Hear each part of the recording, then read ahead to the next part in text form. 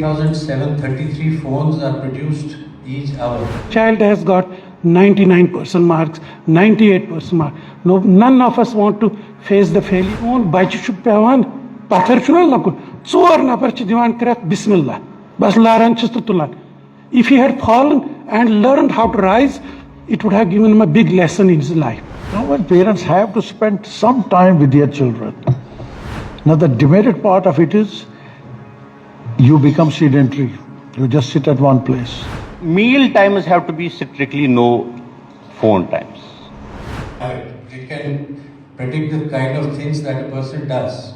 They can predict what kind of videos you will keep watching, what kind of emotions tend to trigger you. The tech companies have three main goals. The first one is the engagement goal, to drive up your usage, to keep you scrolling, to keep you engaged on screen. Then there is the growth goal, to keep you coming back and inviting more friends and getting them to invite more friends. And finally, there is the advertising goal, to ensure that as long as this is happening, they are making as much money as possible from advertising. Each of these goals is powered by algorithms whose job is to figure out what to show you to keep these numbers going up. This is where the billions and trillions of dollars are coming from. If you are skeptical about this, as most people are, we need to look at some numbers. Global production due to e-shopping has hit phenomenal levels, to an extent that there is a visible impact on climate change and an imminent threat to the planet itself. Are we contributing towards our own demise? Companies remain to be concerned with two things only, sales and profits. As per estimates, 100 billion garments are produced in a year for a population of 8 billion. 68,733 phones are produced each hour, and 13 million phones are being thrown away, discarded every day. 12 tons of plastic is being produced every second. 2.5 million shoes produced every hour. Companies are making products with shorter lifespans. Lives of bulbs was reduced from 2,500 hours to 1,000 hours. New models of phones are being introduced every year to push customers to discard the ones already purchased. Products are engineered in a way that repairs are costlier than buying a new model. Earphone jacks are fused to force customers to purchase AirPods and other Bluetooth devices which have a lifespan of 18 months to 2 years. So planned obsolescence has become a cornerstone for successful businesses the world over. Releasing a continual stream of new products will encourage consumers to discard old ones. This replacement cycle is fundamental to their growth, and I think to our demise also. So this has resulted in wasting and dumping of products on a scale never seen before. This waste is being swept under the carpet, but its effects have begun to show. You can take a look around your home and office, the number of discarded TV sets, printers, chargers, toys, garments, footwear would be taking up considerable space. But this is nothing when compared to the dumping of waste products being done on an industrial scale globally. I now request Professor Ramshu Saab to share his views with us. You know, why we are bothered about the, digital overuse, or I will say, let us directly come, mobile phones overuse or misuse, or particularly among the children. That's why are we concerned about it? Probably we are concerned because, it kills the creativity of our children. It, makes them to underperform. And that's our concern as parents or as society all over the world. That is a concern. But don't you know there are many other things you are doing that do the same thing? I mean, because there are many people here. I know this is a very distinguished small group of gathering. What do we reward in this? We reward the results. we never reward their learning, of our children. The percentage of marks, I will come to the main topic, but I think these are some important issues. It has become a status symbol for us to say that my child has got 99% marks, 98% marks. No, none of us want to face the failures, don't want that our children should face the failures. Failure is a big learning. Yel son bachi chu pewan pathar chunal nakul 4 nafar chi diwan krak bismillah bas laran chist tulan. If he had fallen and learned how to rise, it would have given him a big lesson in his life. The root, the examination systems that we have, the memorization that we promote in this system, that is killing basically the creativity of the children. The children, we are born as creative, individuals. By the time a child comes to my university, almost he is done with the creativity. There is no creativity left. We try to ignite his creativity, it is very difficult. Don't all of us appreciate and see when a child handles a 3 or 4 year child, handles a mobile phone, he becomes very creative. We feel proud of him. He is able to, run those applications which you and me are not able to run. But it is the misuse, it is the overuse of this technology that kills his creativity. And if we look at many of the other things, I was just writing, for example, I have seen it, I was traveling a few days back. A child was with a mother and he was at the airport. We were just entering into the airplane. And he was asking, what is that? What is that? And mother said, Bakwas Chigumut. I mean, we kill the curiosity of the children when we don't respond to their queries. The natural curiosity, Bakwas Gumut. That starts from the very beginning. We kill that. Similarly, I have seen, I shouldn't say it, but I have been to 41 countries in the world. I have lived in 5-6 countries. Now see the schooling. In many of the countries, you cannot put your child in a school if he is 5 years and 364 days. You can't put it. My children have gone to school after 6 years. And they failed in all the subjects in Kashmir because they had not been to any of the schools, and their peers, their students are writing the poems and many things. My children failed in most of the subjects. Now what we do is we basically discourage arts. Now if you go to any school, the best creative activity is when you expose your child to a mound of soil and sand. Go to any preschool in the world, you will see that children are playing only with the mud and the sand. Their clothes are soiled. So we don't really, we will tell our agres, malas muskam by chais, which are mechisit karan, tapose you emstation ginan ki. This is the mindset. You kill the creativity. If you really want to boost the creativity of your child, allow him to play with the mud and the sand before sending him to the schools. Similarly, I feel really a problem here. We give holidays for 2.5 months, winter vacation. This is really basically to move a child away from the curriculum. But what we do, you think college gets and chuti doing tuition. School of the tuition kar. Isn't this he should have moved? He should have learned about the geography of his area. He should have learned about the arts and crafts of Kashmir. He should have learned about the history of Kashmir. You should have given him a small book so that he can know. Your child gets 99% marks. He doesn't know ABC of Kashmir history. He doesn't know ABC of, he cannot know where is Kopara and where is Bhadrawa.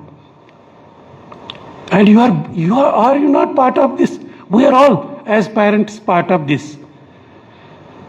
And many other things, that you do, honestly, are basically doing same thing what this digital misuse or use of digital technology is doing. Now, can you, honestly, will you be able to control a child now? To stop, have you been able to stop a child? Will you be? You will not be. Because he finds joy in this, he finds engagement in this, he has some curiosity to learn from this. Unless and until you provide alternatives. What are the alternatives? You can't really force your child not to use unless you provide him the alternatives where he finds his imagination, it boosts his curiosity, and I am linking it to what I am doing at the IUST, but they are not children, and what we should have, every university, every school should have that. If you really want to, move the children from this, suppose, every school, you pay a lot of money to the schools. My students were paying bus fee of about 1,500 from Amtipora to Badgaon. Here, यहाँ छोटे से distance में 2 kilometre में आप 4,000-5,000 रुपया देते हैं. Fees भी बहुत ज़्यादा है. Why can't have every school have a drone lab, robotics lab? Give robot and a drone to your child. You will see he will find much more joy in that than in that. So every school, जैसे हमने, you will see that in IUST we have put not 1, not 2, 3 drone labs. And I mean these are BTech students doing, but one university cannot do it, make any change in that. But why don't we force our schools to have these type of labs and pay them another 200 rupees? Why not, if it is required? Similarly, if you look at the, hands-on workshops, I have seen, it is not something new. Many of the people have hobbies. They just make the circuits. They will be into electronics and all that. तो आप चंडीगढ़ में देख लीजिए कितने shops आपको मिलेंगे, और वहाँ से सारे बच्चे ही होते हैं जो वहाँ से वो मटेरियल लाते हैं. So why don't you give, in order that, boost the creativity of a child? I think it is very important that he should be programming, he should be coding, he should be working on these circuits. And this is a hobby. You can, as parents, I can get these things and give him the diagrams and let him be a very productive pursuit of that. I think it has to become mainstream on that. We all talk about entrepreneurship, startup cultures. Why not? I think you have seen, in this place, in Kashmir, we identified some not so well-educated boys and girls. Matric के उन्होंने किया था, but they had already established skills of entrepreneurship. With the SIDBI, we launched a program, and in order to build their technical capability, digital capability, GST, cameras and the digital photography and all that, most of them, more than 50% of them, out of 30, 15 of them have stepped up to startup level. They are making a lot of money into that. So agar aapka bachcha hai, why don't you, if he is, into something, why do you feel that he shouldn't be doing the business at a very, young age? The other thing is which fascinates some of our kids is about the astronomy and space. अगर आपने आजकल तो 50-60 हज़ार के mobiles आते हैं, अगर आप टेलीस्कोप उसको दे देंगे और शाम को उसको कहेंगे टीच करेंगे कैसे स्टार्स गेज करेंगे आप, how you will know about this. और every school should have observatory, astronomical observatory. उसमें कितने पैसे लगते हैं? यूनिवर्सिटीज में तो शायद होंगे, लेकिन every school, in order to basically move the people from this obsession with the mobiles. आप भी एक देख सकते हैं उसको, he should not get obsessed with the astronomy and space science only because he has to do many. But अगर school में if we inculcate a habit or inculcate this culture that there is a love for astronomy and space science, they will build their careers in these highly, we say it is not a rocket science. That means very complicated sciences. We can build their, careers. And also, the arts, crafts. I mean, we are known for the arts and crafts. And there's a lot of scope to involve the people, involve our students into arts and crafts. Learn by doing things, and many things could be done. I think there are a lot of ideas that could be. The environment, love for environment. Nasir Saab talked about the climate change. Environment, everybody. Last time we had here a workshop, sustainable, or they call it, responsible tourism. Tourism is a very important industry for that, but we know that God has bestowed us one of the picturesque landscapes in the world, and know how it is. We know all how it is being, dealt with at the individual level, at the societal level, at the government level. How do we inculcate love for the, for the environment? Now, I give you the IUST example. IUST established an IUST Alpine Club. Now, we said 250 students registered for this. And what is there? Just take them on the we are owning a mountain in the background. Take them to the Vasturvan, take them to the, Kolhai Valley. I mean, these are the productive pursuits of, creativity and in nature. I think every school, every college, every university should have many clubs. In IUST, we have a traditional knowledge club, because I believe with the death of a Buzurg in our family, we lose a library. We don't have a culture of documenting the history of the, our, Buzurgs. We don't give, they may be exaggerating old age, it's a common thing. They will exaggerate, youth or Sheen Pawan, Pashastani or Sheen. There may be some exaggeration, but it is very important for us to document the traditional, our knowledge and history of this. Have a traditional knowledge clubs. Have, clubs, art clubs, have many other clubs that you can, really engage the students into this. I think, how do we make this? As I said, it is very important. We know the problem. We know there are also, alternatives that are available. You can't really take away the mobile from a child, and it will not work unless you provide the alternatives to them. So we as parents, we as, academics, we as policy makers, we as opinion shapers and opinion makers here, I think we have a very important role. I think we need to really, in some of the countries, people are talking about banning banning the mobile use up to 16 years. You can't do it here because you have not the alternatives. They have these alternatives, what I am talking about. They have already provided the alternative, engagements, pursuits they can take to boost their curiosity. Humans are very complex. So they know, you can't really force them to do things which, they don't like to do. So I think it is very important for all of us, and I congratulate the organizers for having done this. And also it is important for us. I think if we want to make it a movement, I think these things need to be done at the schools should be a part of this.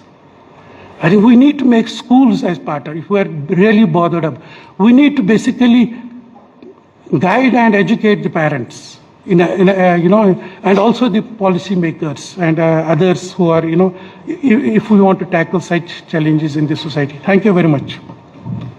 The internet is only a technology which helps you to use these two devices. Now, ever since they have come into existence, they were invented now a few decades back, they are in use everywhere, all over the world. And in fact, I hardly see a person who is not holding a mobile phone. Whether you go to airports, you go anywhere, you find them using the mobile phones. So what we actually need to focus on is that while this mobile phone computer has a tremendous advantage, it has its own merits also. The information it provides has a merit on it. The way you can speak and chat on this has a merit in it. The way you can access globally any person on this planet, it has its own merits. Now the demerit part of it is you become sedentary. You just sit at one place, possibly because you love to stay. You don't go in for physical activity. Now it is this negative side of use of these gadgets which becomes a matter of concern for us. But of course, the teenagers, when they use it, there is something more to it. whether their morals are also getting corrupted by the frequent use of computers and the mobiles. That's an aspect which is altogether different. But its use also cannot be ignored. I also feel that we can never close down this technology. In fact, there is further progress made in this technology with the use of now this artificial intelligence, AI. So these are the things of future. They cannot be stopped. Then what can be done? It's really a complex issue. Whether I'm proceeding on an assumption that this is misused by the people who are less than 16 years of age. I'm assuming that. Of course, it's not an absolute standard I'm saying. I know the elders too also misuse it for different kind of problems which they have, and they find answers for their problems through this internet, through these devices. So it is this misuse with which we should be concerned. Now this misuse is directly relatable to the time you spend on the screening. Are you using this phone for 2 hours in a day? Are you using it for 5 hours in a day? How much time do you spend in the use of this phone?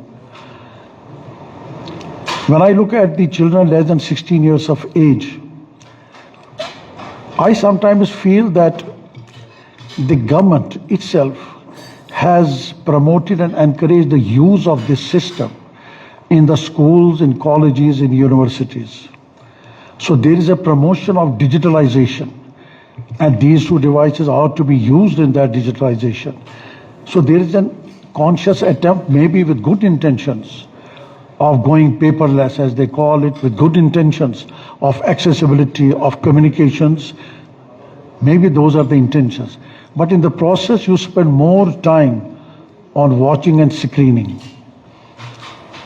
Unfortunately, in our state, there are no researches done.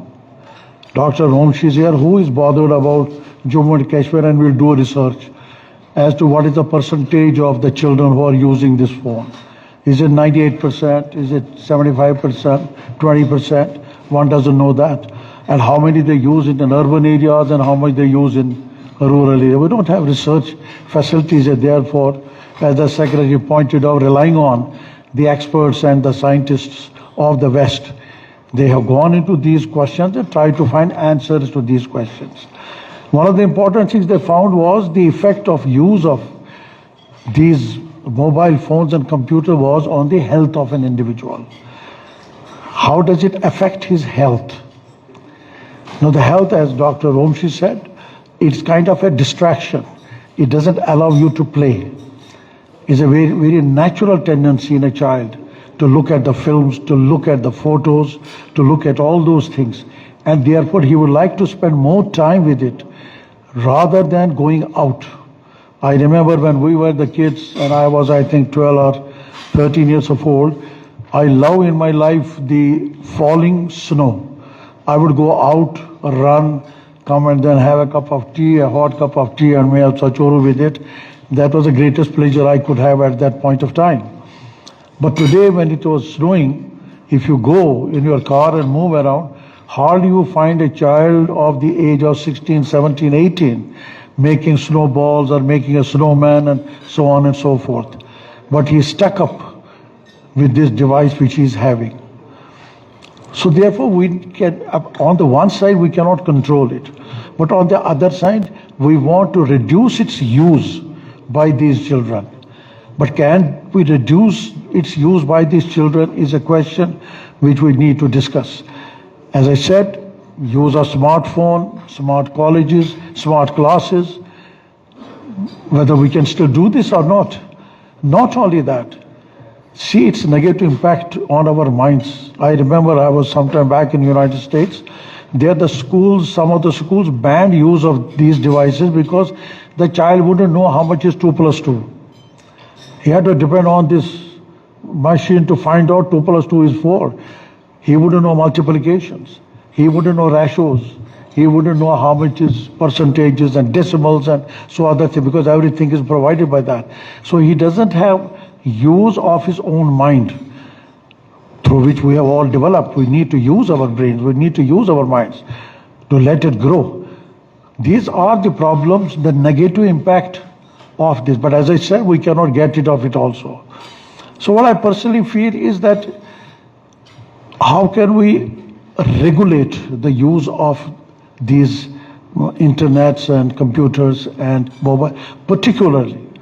I'm relying on the wisdom of the elders and the adults, and they know the difference between right and wrong, which the child may not know.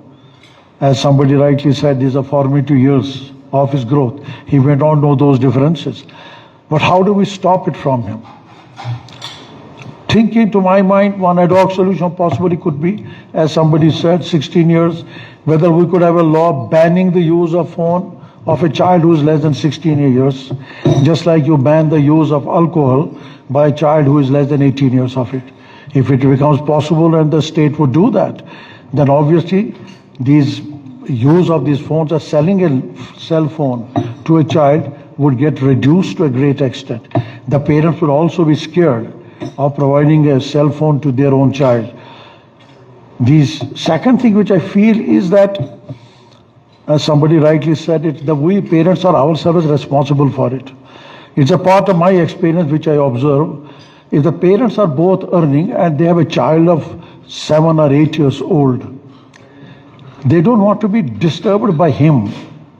What they do, this I have frequently watched, what they do, hand over the cell phone. What he watches on that, what he sees, they are not bothered about that. As long as they think they can talk to each other, they are at peace.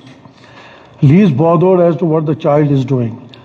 This is something where the elders will have to revisit this kind of an approach in their relationship with their child, providing him with a cell phone for their own pleasure, for not being disturbed. This happens in families, this happens everywhere.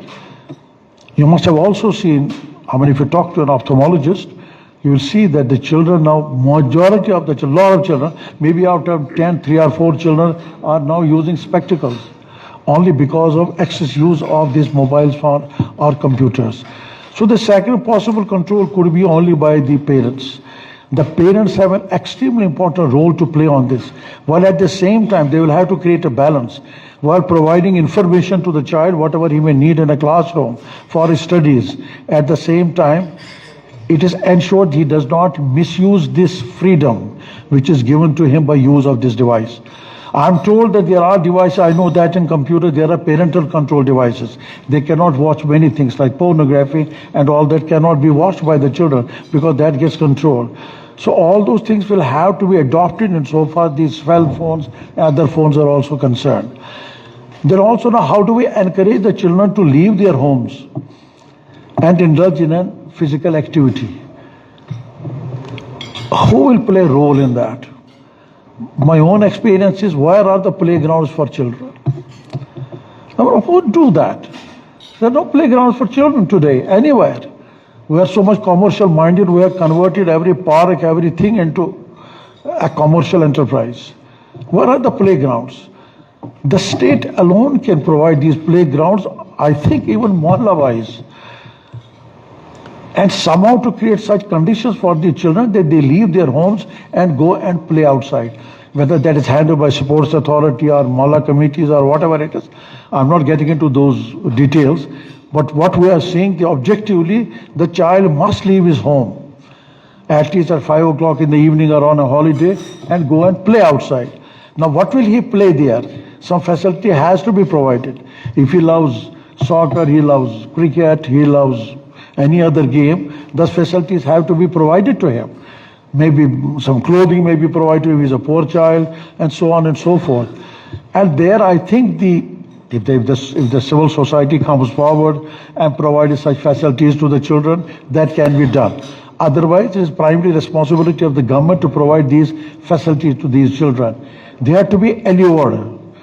You have to create a motive. You have to create some kind of an interest in the child that he must leave his home out and play. How do we create that motive? How do we create that interest in him? Is something which we need to consider and see how best it can be done. Maybe we also have in Kashmir one very good thing. If one child does very well, the other will try to follow him. So it is possible that in a mohalla, out of 100 children, if 10 start playing, they might attract the remaining 20, 30 also. That's a good quality in us. Like it may be a sheep-like quality, but I see the positive side of that sheep-like quality too. So therefore, they must follow them. And if they find him healthy, they find that his brain is more active and alert, who plays in this cold weather, in the fresh air. They find him smarter. They find him better. He has that, the red cheeks of a teenager. Possible that could attract these children to leave their homes and go out and play. Where again the role of the parents come in. They need to do that. They need to tell that. And then lastly, I would like to state that time has come when parents have to spend some time with their children. I think, I don't know, researches have been done and they do show that bringing up a child is a matter of responsibility. Their birth is not a matter of accident. Once you have decided to have a child after you get married, it's a matter of great responsibility to bring up the child. But do the parents believe that they have this responsibility? Or it is just the man and the woman sleeps and you have a child and that is the end of the matter? Lest the God will take care of the child, I am not bothered. About education, school will take care. So far as the homes are concerned, like he lived, he will also live like that. I think the times have changed. You have to pay more attention to your children. So you have to make your children your friends. I've been always saying so. You have to be intimate with your children. You have to spend your time, howsoever busy you might be. Whether you are Obama or you are Trump or you are anybody as busy as them. You have to spend some time. Now this is something which the parents have to do. Is it possible for us to ensure that? Again, no. Are they persuaded by logic? No. Do they understand this? Maybe, may not be. Do they think that it's a responsibility to bring up the child? I don't know whether parents think like that. Unless this thought process is corrected in the mind of the parents, that bringing up child is a matter of responsibility, I don't think we can achieve this objective of preventing the child from excessive use or misuse of these systems. While maintaining, therefore, I am of the opinion that while maintaining the balance between the use of these devices, as I said, they are things of future, we cannot get rid of them, but at the same time, we need to see also that it does not adversely affect his quality of sleep. He might develop insomnia, his memory will also go down, it will affect his neurons, it affects so many things because the constant bombardment of the radiations which come out of these devices. You may not feel them in the beginning, but later on in the age, you might have adverse effects on your health itself. So therefore, we're maintaining that balance. I would say that the one responsibility of the state, the governments, which has to ensure that the child less than 16 does not have the use of this, except maybe in the schools where there would be a controlled exposure on the computers so that he has access to the information which he needs. Second, within the homes, the parents have the responsibility. And who is going to tell the parents? Nobody can say to the parents anything. We just are few people sitting here, we must tell our children. We understand this if we believe in this. But otherwise, the population of city of Srinagar is 20 lakhs. Who is going to speak to 20 lakh parents and tell them that you be friends with your children? That's number two, but that's something which is very important, whether they have to be friends with their children and regulate their behavior. And third thing, the state must come forward and provide the facilities to the children, play facilities in almost every mola, every place. And the state must come heavily on these massive constructions everywhere without providing any space for the children to play. I think that if this is done, we might succeed to a great extent in the purpose and the object of the matter, the issue which we are discussing today. Thank you very much. We have already passed Punjab in terms of heroin addiction here, and there are multiple surveys about that. And then this is a global, the third, then this digital addiction in a way is a global phenomena. So currently I would say that we have three types of addictions. One is cigarette smoking, another is heroin, and then we have this digital thing. And about the heroin is the pinnacle of the addiction. There is no addiction beyond heroin. This is one of the hardest known substances to the humankind currently, and there is no harder substance worldwide anywhere. Okay, so and then see if we'll this program has been that as we are talking about the newer generation, that's so true that evolution per se is such that your IQ tends to increase. And all of you will accept that newer generation they understand things in shorter span of time. And it is not just the observation, this studies per se that there's actually 5-point shift per decade in IQ. The IQ gets higher each decade, but the attention and concentration gets reduced at the cost, as a cost of it. And the digital use actually reduces this, our attention span and concentration span. So we are not able to spend more time on focusing on different projects or something which is on our hand. So forget children.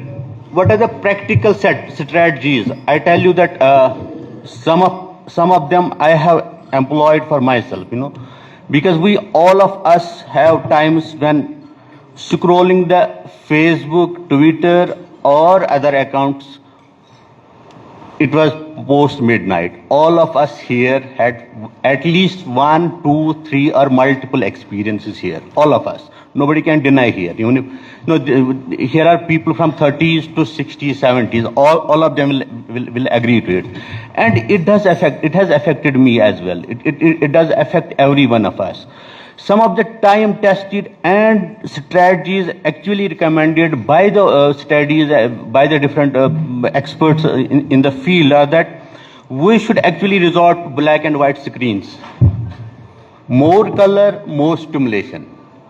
This is a practical. I will talk about the practical things. Doctor के पास patient आता है, he gives a pill, he gives a suggestion, which has to be practical.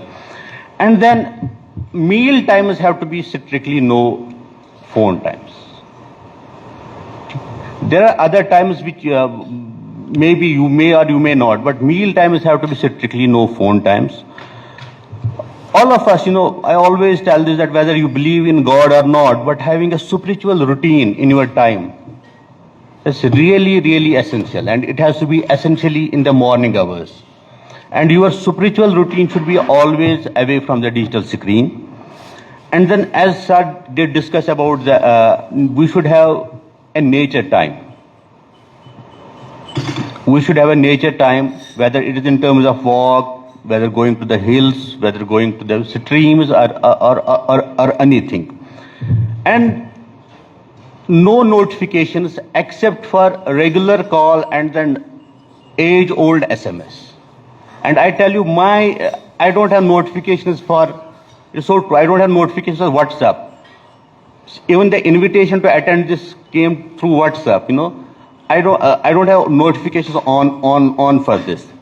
And evening readings have to be essentially screen free. We have to go back to the paper for evening readings, or if you are so tech savvy, go for the Kindle or similar devices. I am using Kindle for the last 12 years.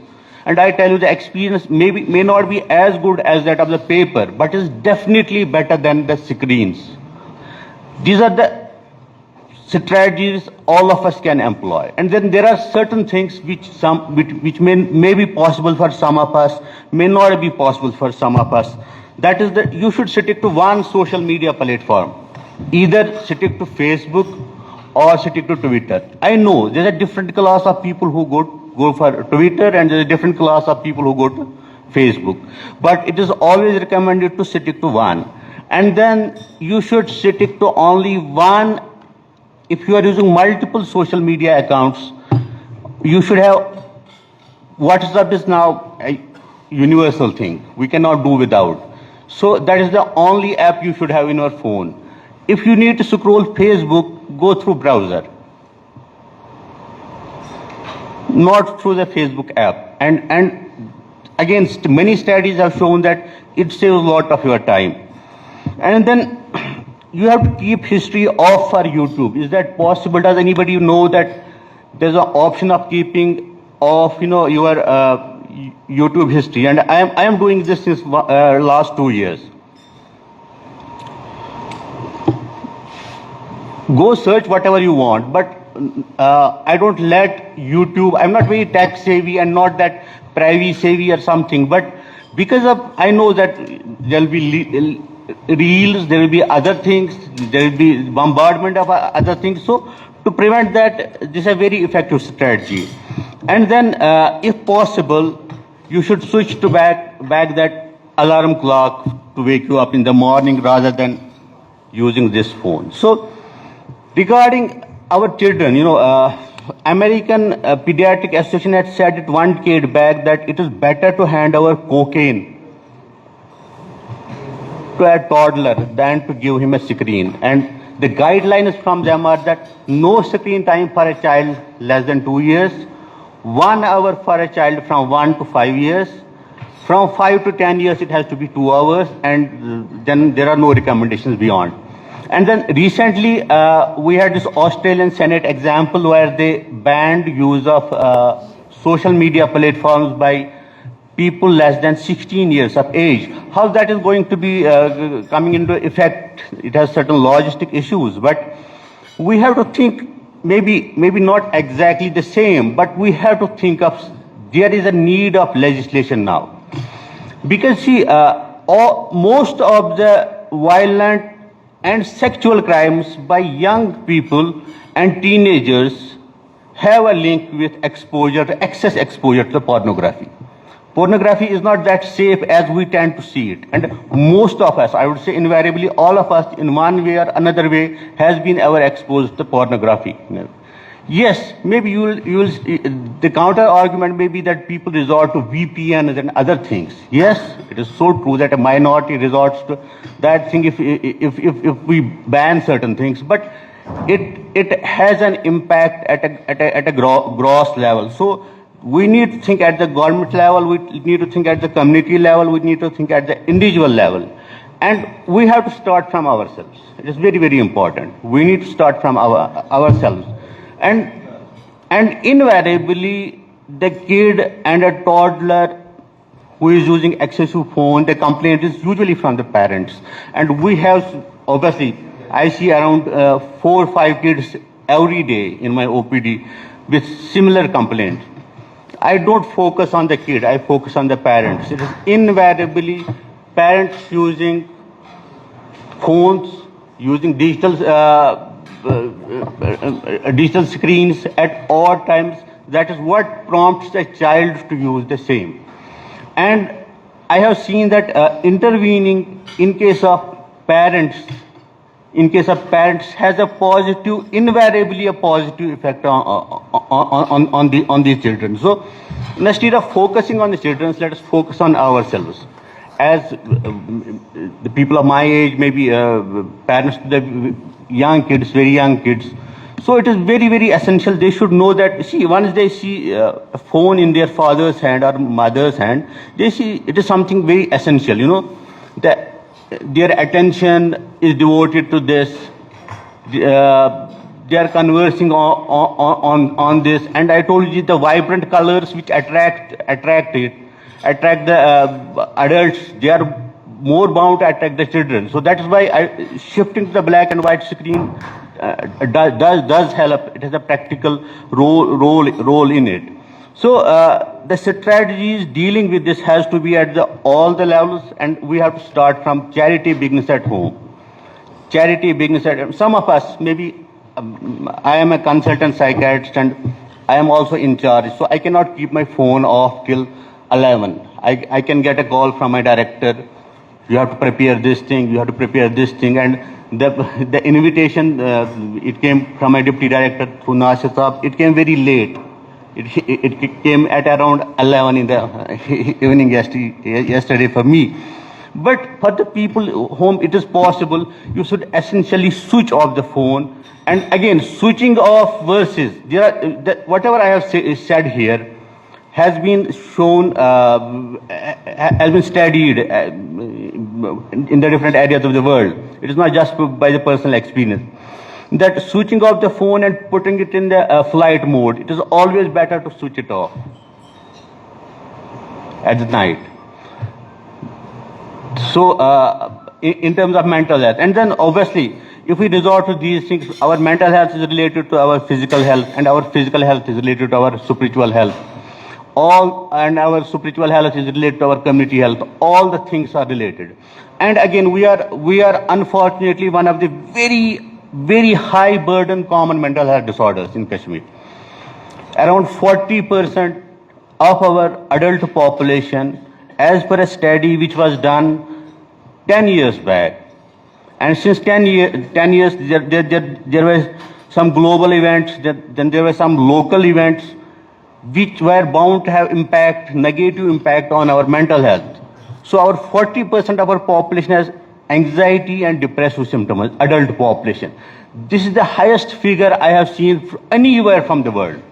I have seen the literature from South Sudan, from the Middle East, from the other conflict areas. Nowhere I have seen such huge figures where 40% of our adult population have anxiety and depressive symptoms. And as per this study, around 10% of our adult population, they have severe depressive symptoms. Actually, they require immediate intervention. And we don't have so many psychiatrists, we don't have so many mental health professionals to deal with this situation. This addiction is adding to our problems, but it is a necessary evil. We know digitization is a necessary evil, but we need to keep it within the limits so that it doesn't become a huge problem for us, because we are already at a global level. There are other issues, but at local level we have kind of apocalyptic scenario here.